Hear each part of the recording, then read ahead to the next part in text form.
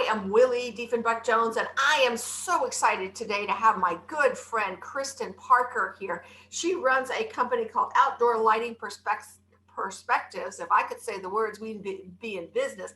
Houston, or it's Outdoor Lighting Perspectives of West Houston and the Woodlands. And she started as an RN, and she has worked in different areas. She's been a pediatric nurse, and she's gone all the way to a travel nurse, to clinics, to home health.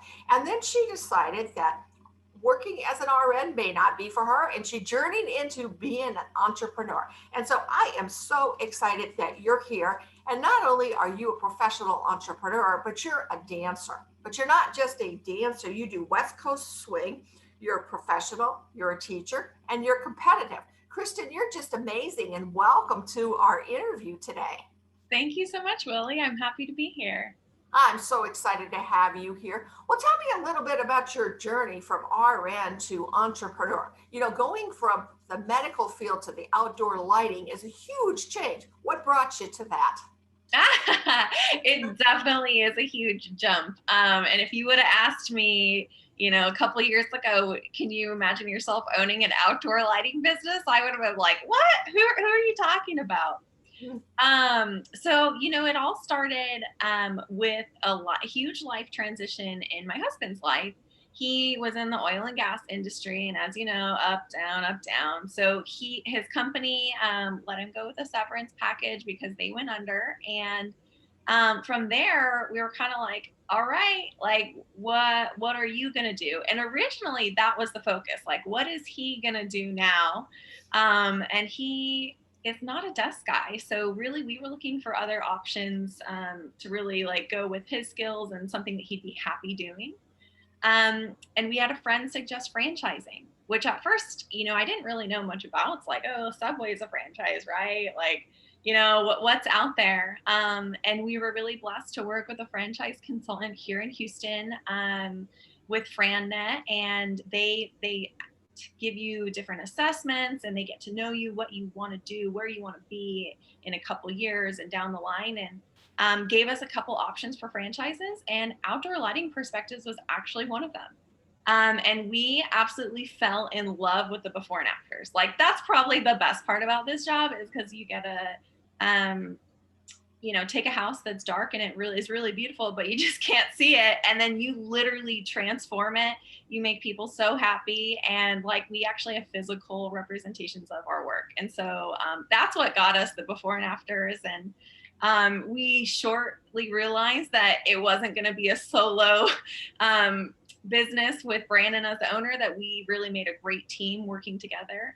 As dance instructors, we'd been working together for the past couple years. And so we were used to teaching, having that back and forth, and which really comes great. Like when we're at a sales consult together, people love the husband and wife thing. And so, yeah, we ended up with Outdoor Lighting Perspectives and started our journey as new business owners. Wow, what a story. That's incredible. And your before and after pictures are incredible. When I look at your houses before and after, I am like, they are something to talk about. Lighting makes a huge, huge difference. And until you were just talking right now, I didn't think about you were business partners with your husband too in the dancing. So you really have two businesses that's your partners. How does that go? What would you tell somebody that wants to be a business partner with their spouse? What advice would you give them? I know sometimes it's easy and it's all perfect, and other days you're going, oh my gosh. You summed it up. There's definitely, it has its blessings, and then it definitely has its challenges. But for us, it's brought us closer, and I think we really have been challenged to grow together through this. And having a shared goal is just amazing. Like, I can't imagine me doing my completely own thing and him being gone all day working on the business all evenings. We would just, lose a lot of our shared time. But at the beginning, we received some of the best advice from our friend Stevie Don Blakely, who actually was the one who pointed us towards the franchise consultant. And she and her husband worked together, and they said, our best piece of advice that we've been given was, you need to split things 49-51. And at first we were like, okay, like, what do you mean? And she goes, you need to look at every aspect of your business and decide who gets 51% of that and who gets the 49. And that doesn't mean that like you're giving up that portion of the business, but it allows you to kind of give them respect to make the final decision. Because there are times where we disagree. And so, like, for example, Brandon has the 51% of the design for our business, for the like team and operations, for the installations. And I run a lot more of like the back end and marketing, and we do sales together. But so if we're at a house and I'm like, oh, that light doesn't look good there, or I have a different opinion. And it's funny, usually the homeowners come out and choose the one he did. He's a great designer. But don't you hate that? I know, I'm like, oh dang it. I should just not said anything and let it be like how you had it. But yeah, so he gets that, I go, you know what? That's your area. Like, here you go. And so really it gave us a lot of respect for each other, where we would have like continued to butt heads and have no progress. We go like, okay, that's your area. Like, go ahead. And I'll stand behind you in your decision. I think that's great advice, because even if you're not spouse, husband, and wife, but if you and your best friend run a business, to divide it between 49-51 on things, because that's going to solve problems. You don't get in a disagreement on whatever it is. Let somebody be in charge of one thing and the other on the other. That's great advice. I really like that you had that advice. If somebody were thinking of leaving corporate America or the medical industry and going into franchise business, what advice would you give them? Let's see. I would definitely I would advise them to do research into the franchise themselves, understand what kind of support that the franchisor is providing, because it definitely varies. And you want one that's going to support you and be there with you for training and advice. Also, talk to the other franchisees. You get all kinds of different perspectives, but you really get a deep understanding of like the day to day and the real life. So definitely talk to other franchisees in that industry. But I'd say like if you can always go back. So if you want to do something, don't miss out on that opportunity to try it. Because to tell you the truth, people ask me like, do you miss nursing? And I feel bad saying no, but I honestly love running the business. I absolutely love it. The opportunities we've had to just like change our life and change our lifestyle. And we have, we're going to have at the end of this month, 10 employees. And so like, we get to bless their lives by providing them jobs. And it's just a whole nother world, but I love it. And I would highly recommend, if you have that spirit and you want to go out and try it, like try it. And if it's not your thing, you can go back. Well, I think that that's great advice, is go out and try it. You never know until you get in the water. And I like to encourage people, if not now, when? What are you waiting for? Just get going. And I have watched you. I think I met you probably about 3 years ago. Do you think that's about right? About 3 years, 3-4 years? Yeah, in 2019. Yeah, when we were starting business. Yep. And so with that said, I have watched you grow from just really getting started to now you have 10 plus employees. Oh my gosh. I mean, that's amazing. Now, do you get to go out on jobs, Kristen, or do you not so much do that? So the way we do it is that my husband does sales during the day. I manage a lot of the back end business, and then at night we go sell together. So I do go to those jobs, and for every new install we do, we actually go back for a quick nighttime appointment to do an adjustment, snap some photos, make sure they're happy. And so I do get a return to all of our installs and see that. And thankfully now we have technicians doing the install, though at the beginning, I definitely put a few lights in the ground. So that's great. I find that with most entrepreneurs, they've been out and they've done the real thing, putting the lights in the ground, doing this, doing that. I was meeting with a bricklayer the other day that owns his own business, and he said, I know how to slap the not the grout, but whatever that word is, on the bricks. And I'm like, you just have to do that as an entrepreneur to know what it's about. Because if you don't do it, you don't know what challenges they have and what goes on. I know myself as an entrepreneur that sometimes I just say, oh, I want to quit. Have you ever felt like that? I just want to quit. I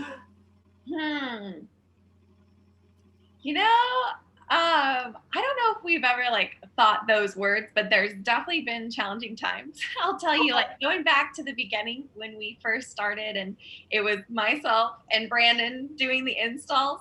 There were many tearful evenings where I was holding a trenching shovel, trying to hop all my little weight on it to create a trench. And you know, those installs, well, we were a lot slower than our guys are now. So it took into the evening when the sun was setting. So those were some hard times. I definitely that wanted to quit being in tech. So Yeah. and you know, having some times where it was a little slower, that was hard because we're pretty driven.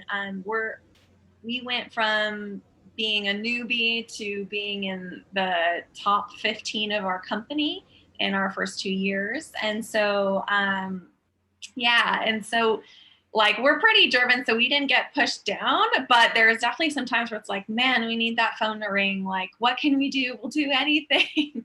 So those are the harder times when the phone's not ringing, the leads aren't coming in the way you want them to. I mean, I think that's exactly right. So, what inspired you to push through on that? I mean, I can tell you, digging trenches has got to be harder when the phone doesn't ring. How am I going to make that phone ring? Well, maybe my phone doesn't work. Yeah. You know, it was just faith in the process that I knew that like if we kept through, we would be successful. Uh-huh. Yeah, and I guess we just don't give up very easily. So we knew we could do it, and so we just kind of kept pushing and we kept going. I mean, that's amazing. That's great. And you are a driver. You want to get stuff done. I see that all the time. Okay, we're going to do this. Now let's go, go, go, go. And I love that. I love that drive. Now, you do a lot of things. You're the president of a BNI chapter. You run dance. You're an instructor. You're a competitive dance, and you run your own business. How in the world do you balance all of that? And how do you prioritize your time? Well, if you would have asked me last year at this time, my life would have looked a lot different. I mean, as it did for, you know, everyone in Right. 2020. But I was spinning my wheels, being, you know, being our assistant, helping with sales, helping do some of the installs last year still when, you know, if we had a tech calling sick, you know, we'd hop in the van and go. One of the biggest things was bringing on a business coach this year. So he really helped us go from working in our business as employees, like little worker bees. He helped us flip our schedule so that we focused working on the business and were able to grow. So for us, that included hiring more people. And at first, as a business owner, you may be resistant, like, well, if I could do this and it doesn't cost me anything, like, why would I pay someone X amount per hour to do it? And they may not even do it as good as I do it. Yeah. But like, I cannot tell you, I wish I would have brought them on sooner. I hired an assistant. She literally is my right hand girl. Amazing. Like, took so many things off my plate that I didn't realize. Like, you know, you could spend a whole day almost returning calls and following up on proposals, and then I didn't do anything to grow our business.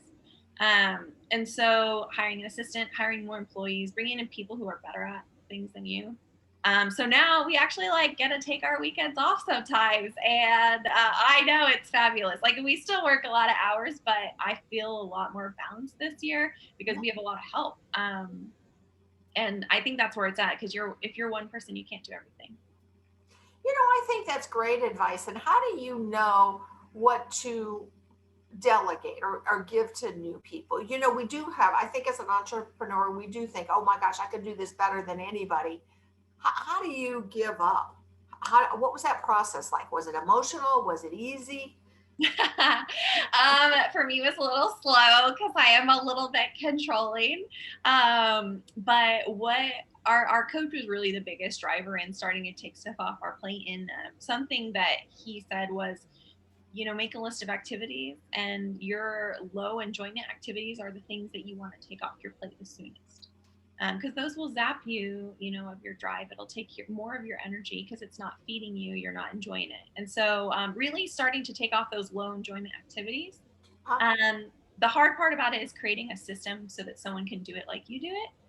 That was probably like the biggest challenge. So it wasn't really emotional, but man, it was like mental. Like, when I call a customer, what do I say? How do I know what type of appointment to book them for? If I didn't know anything, about landscape lighting. How would I teach a new assistant? And so really like creating those systems, it was a lot of like front work, but yeah, to be able to take those tasks off your plate are so freeing. I think that's great. And I know from talking to you earlier, you had mentioned you started with a virtual VA and now you're hiring a permanent one. What advice would you give to an entrepreneur? Should you go virtual or have your own personal right from the start or your own full-time employee? Do you have any advice on that? It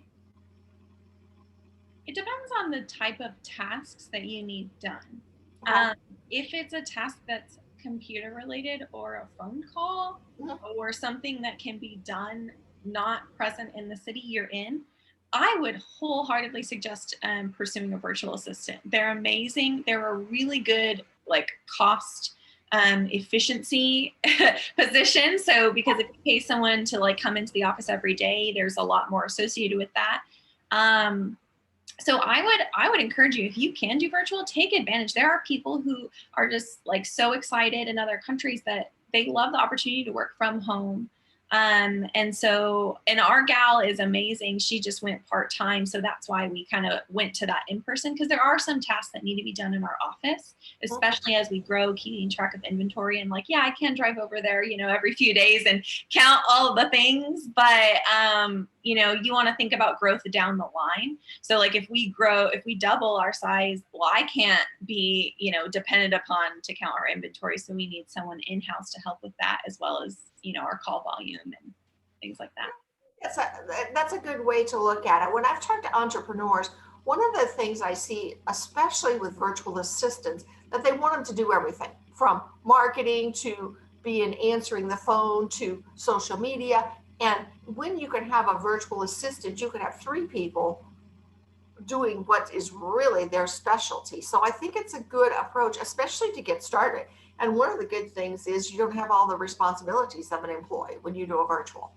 Exactly. Yes, yes. Well, what do you wish you knew before you ever became an entrepreneur? If you were going to give somebody one tip, what would your tip be? Ooh, that's hard. It is a hard question. Hmm.